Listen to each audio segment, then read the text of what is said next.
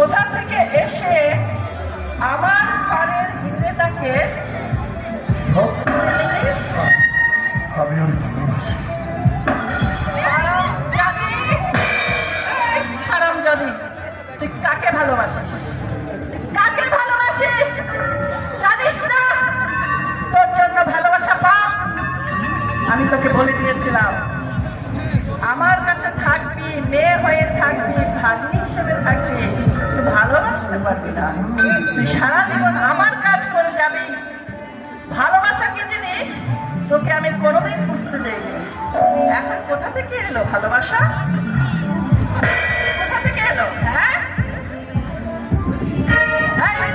বাচ্চা, বাচ্চা, ভালো ঘরের মেয়েদেরকে ভুলিয়ে ভালিয়ে এখানে এসেছিস প্রেম করতে। চুপ করে দাঁড়িয়ে থাক।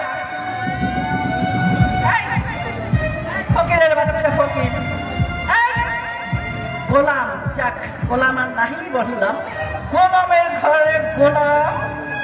তোর বাড়ি কই? আমার বাড়ি গোপালগঞ্জ। গোপালগঞ্জ?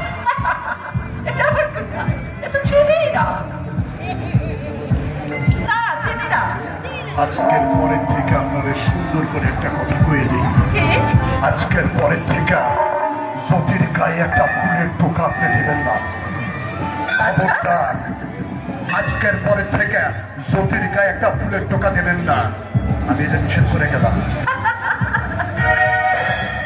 তোর কথা আমি শুনবো?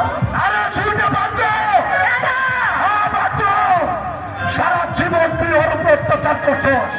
গোপালগঞ্জের মানুষটা ছিল না।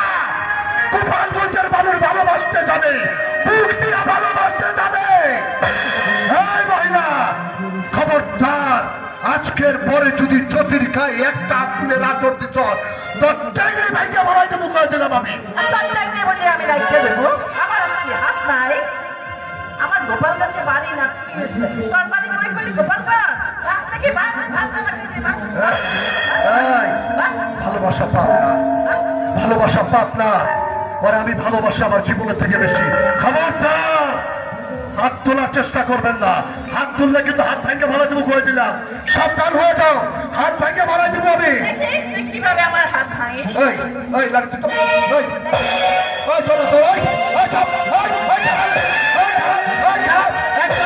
একদম করবি না, একদম করবি না। খবরদার, এই সারা জীবন তুই মেয়েদের ওপর অত্যাচার করছস, চুলের মুঠি ধরে মারছস, তুই অত্যাচার করছস, পুরা ভাত খাওয়াইছ চলে। আমি সব খবর রাখছি। আজকে কই আইছস? খবরদার, আজ থেকে ভালো হয়ে যা। ভালো হওয়ার সুযোগ গোপালগঞ্জের মানুষ দিতে পারে।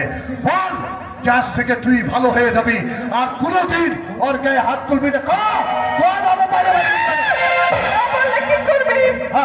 একটা মাথার মধ্যে একটা বাড়ি ভালো হয়ে যাবো।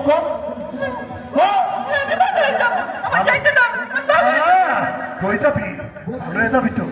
আর কোনোদিন করবি না তো? এটা গোপালগঞ্জের শিক্ষা।